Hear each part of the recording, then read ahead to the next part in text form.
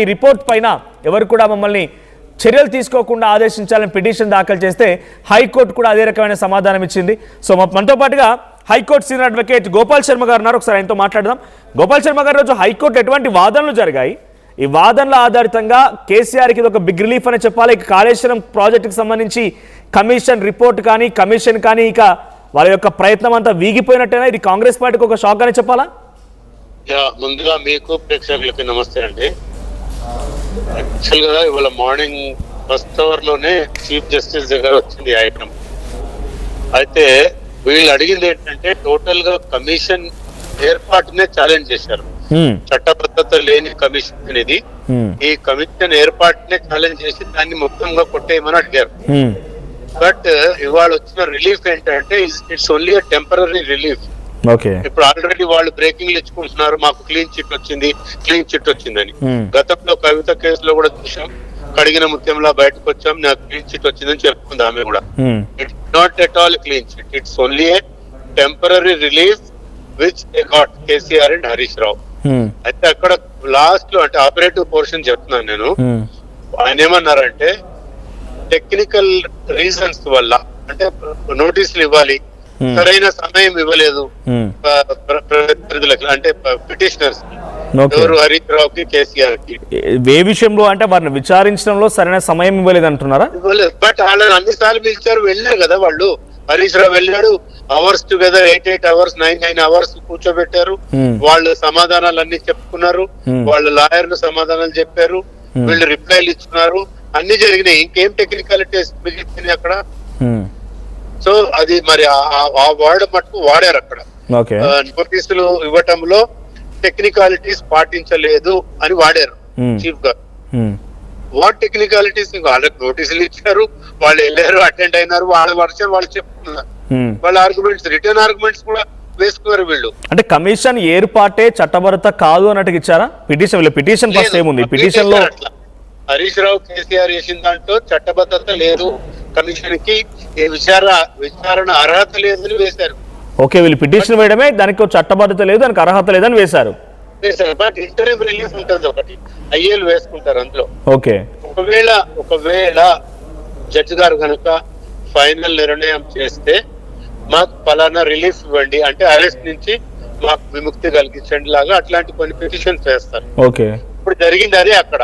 Okay, ఏమంటే ఈ commission report మీద ఆధారం చేసుకొని వాళ్ళ మీద కఠిన చర్యలు తీసుకోవద్దు అని చెప్పారు. ఓకే, కఠిన చర్యలు ఏముంటాయండి? ఒక పొలిటికల్ లీడర్ కి, మాజీ ముఖ్యమంత్రి, మాజీ మంత్రికి అరెస్టే. అవును, అరెస్ట్ తప్ప వేరే కఠిన చర్యలు ఏమి ఉండవు కదా. అంటే కోర్టు భావించింది ఈ కమిషన్ గానీ కమిషన్ యొక్క చట్టబద్ధత గానీ పర్ఫెక్ట్ గానే ఉందని భావించింది, కానీ ఈ రిపోర్ట్ ఆధారితంగా వాళ్ళపై వెంటనే చర్యలు తీసుకోకూడదు అని చెప్పింది. అంటే ఇదొక రిలీఫే, కానీ ఎందుకు కోర్టు ఈ రకంగా ఆలోచించింది ఉండాలి? అంటే ఏ పర్పస్ లో ఈ రకంగా ఆలోచించింది అనుకోవాలి? అంటే అట్ ప్రెసెంట్ వాళ్ళు చెప్పిన దాన్ని బట్టి టెక్నికాలిటీస్ మీదనే ఈ రిలీఫ్ ఇచ్చాము, వాళ్ళకి మరింత వెసులుబాటు కల్పించి ఉండాల్సింది అనే మీనింగ్ వస్తుంది అక్కడ. అంటే ఎటువంటి వెసులుబాటు అంటే వారిని విచారించడానికి ఇంకొకసారి క్రాస్ ఎగ్జామిన్ చేయాల్సి ఉండేది అనేదా? అంతే, అట్లాంటివి క్రాస్ ఎగ్జామినేషన్ గానీ లేకపోతే ఇంకా మళ్ళీ ఒకసారి మేము వాళ్ళు ఏదో లాస్ట్ లో ఒకటి అడిగినట్టున్నారు, ఇంకోసారి మేము అపియర్ అవుతాము లేకపోతే మా అడ్వకేట్స్ అపియర్ అవుతారు. that chance they must have lost. అంటే పొలిటికల్ గా మీకు తెలుసు, పొలిటికల్ టెక్నికల్ గా లీగాలిటీ ప్రకారంగా ఇలా ఉంటాయి. పొలిటికల్ గా మాత్రం వాళ్ళు ఒక్కసారి పిలిస్తేనే కేసీఆర్ ని పిలుస్తారా, కేసీఆర్ ని ఇంతటి రాద్ధాంతం చేస్తారా అని చెప్పినటువంటి బీఆర్ఎస్ పార్టీ మళ్ళీ స్వయంగా మా అంతటా మేమే హాజరవుతాం, మాకు మమ్మల్ని క్రాస్ ఎగ్జామిన్ చేయలేదు అని రకంగా చెప్తున్నారంటే ఇది తప్పించుకునేటువంటి ప్రయత్నమేనా? అంతే, 100% తప్పించుకునే ప్రయత్నమే. ఓకే, వేరే లేనే లేదు అక్కడ. ఓకే, ఇక్కడ హైకోర్టు చాలా క్లియర్ గా చెప్పిందండి, చట్టబద్ధత సవాల్ని వాళ్ళు అసలు టచ్ చేయలేదు. ఓకే, చీఫ్ గారు, జడ్జి గారు. ఓకే, అంటే చట్టబద్ధత ఉన్నట్టే కదా. ఓకే, కమిషన్ ఏర్పాటు దాని రిపోర్ట్ అంతా చట్టబద్ధత ఉన్నట్టే. ఓకే, జస్ట్ వీళ్ళ మీద చర్యలు తీసుకోకుండా, అంటే ఆ రిపోర్ట్ కూడా తప్పు పట్టలేదు, జస్ట్ వీళ్ళ మీద చర్యలు తీసుకోకుండా ఆగండి అని అంటున్నారు. అంతే, ఎక్కడ కూడా పీసీ ఘోష్ కమిషన్ ఏర్పాటు తప్పు అని ఏ ఒక్క పేరాలో చెప్పలేదు వాళ్ళు. Okay, at the same time report కూడా తప్పు అని ఎక్కడ మెన్షన్ చేయలేదు.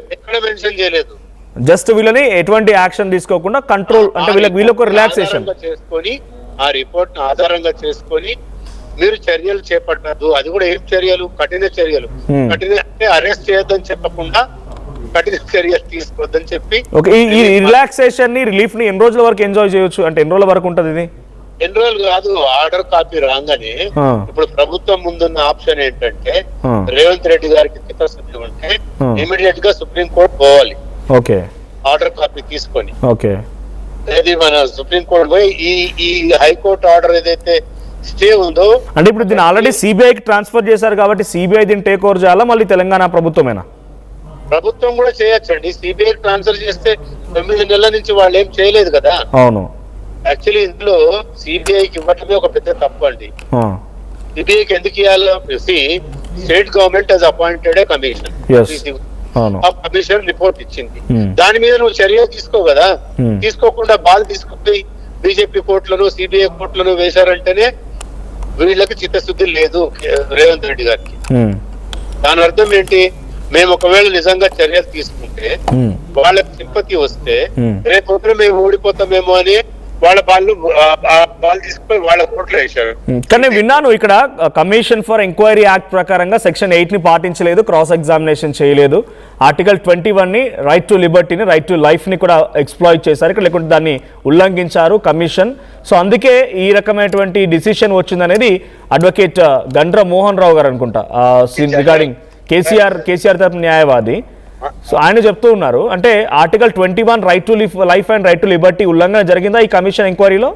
అని ఎక్కడ చెప్పలేదు వాళ్ళు. మరి ఇంటర్ప్రిట్ చేస్తున్నాడో తెలియదు. ఆర్టికల్ 21 వైలేషన్ అయిందని ఎక్కడ చెప్పలేదు జడ్జి గారు. Okay, commission for enquiry act లో కూడా ఏదో ఉల్లంఘన జరిగింది అనేది కూడా చెప్తున్నారు. సెక్షన్ 8 ఏముంటదండి, పవర్స్ ఆఫ్ కమిషన్ గురించి ఎలాబరేట్ గా చెప్తారు. ఓకే, ఏమేం పవర్స్ ఉన్నాయి, అన్ని పవర్స్ యూజ్ చేస్తున్నారు కదా. అవును, వీళ్ళు ఛాలెంజ్ కూడా చేశారు, నీకు పవరే లేదని ఛాలెంజ్ చేశారు. అవును, KCR and Harish Rao. Okay, ఎక్కడుంది? It is only a technical reason. అంటే మీరు వాళ్ళు వేసిన పిటిషన్ ఆధారితంగా మనం కనుక తీసుకుంటే వాస్తవానికి ఇక్కడ ప్రభుత్వానికి కాదు, కేసీఆర్ అండ్ హరీష్ రావుకి ఒక షాక్ అని చెప్పాలి. బికాస్ వాళ్ళు కమిషన్ మొత్తానికే చట్టబద్ధత లేదని చెప్పి ఛాలెంజ్ చేస్తే దానికి చట్టబద్ధత ఉందని, రిపోర్ట్ కూడా కరెక్టే అని చెప్తూ కేవలం మీ మీద యాక్షన్ తీసుకోవడానికి మాత్రం కొంత టైం ఇచ్చారు, స్టే ఇచ్చారు, అంతే. అదొకటి మాత్రం జరిగింది ఇప్పుడు. Therefore it is only a temporary relief. Okay, అడిగిన ముత్యము లాంటివి ఇట్లాంటి వర్డ్స్ వాడతారు ఇప్పుడు వాళ్ళు.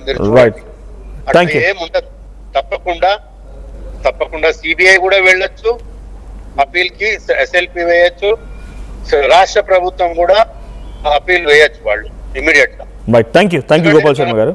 మే నుంచి కూడా సుప్రీం కోర్టు సెలవులు ఉంటాయి 1 month దాకా. అవును.